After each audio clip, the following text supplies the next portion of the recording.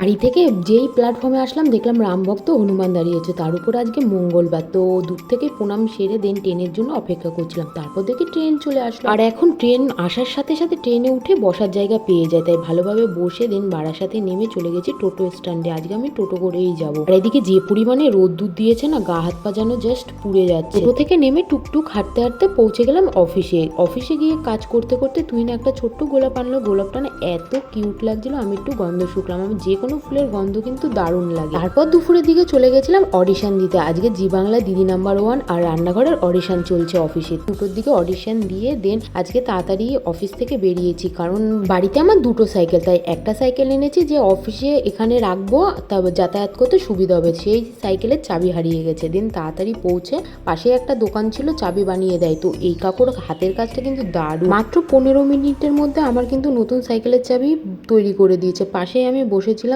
দেখে কিন্তু মনে হচ্ছে না এই সাইকেলের চাবিটা যে পুরনো। কাজটা কমপ্লিট করে দেন চলে গেছি 5টা 40-এ ট্রেনটা ধরবো। আর এদিকে রোদটা যে পরিমাণে দিয়েছে সানগ্লাসটা পরে নিলাম। আর বারাসাতে কিন্তু এই বিস্কিটগুলো কাকু বিক্রি করে, আমার কিন্তু এই বিস্কিটগুলো খেতে বেশ ভালো লাগে। তো আমি 40 টাকার একটা বড় প্যাকেট নিয়ে নিয়েছি। যদিও আজকে উপোস আছি, আজকে মঙ্গলবার, হনুমানজির উপোস আমি, তাই 1 বোতল জল খেয়ে নিয়েছি। আর হাবড়ায় নেমে না এরকম গরম গরম জিলিপি ভাজছে দেখে ঠাকুরের জন্য একটু নিয়ে নিলাম। আমরা সবাই জানি হনুমানজি খেতে ভালোবাসে, তাই বাড়ি গিয়ে পরিষ্কার পরিচ্ছন্ন হয়ে হনুমানজিকে ভোগ চাড়িয়ে হনুমান চালিসা পড়ে দেন আমি যে বিস্কুট এনেছি মা একটু চা বানিয়ে দিল, তারপর আমি চা আর বিস্কিট খেয়ে নিলাম। তাই তবে আজকের দিনটা তোমাদের কেমন লাগলো অবশ্যই কিন্তু কমেন্ট করে জানিও, আর ভালো লাগলে সাবস্ক্রাইব করতে ভুলো না। বা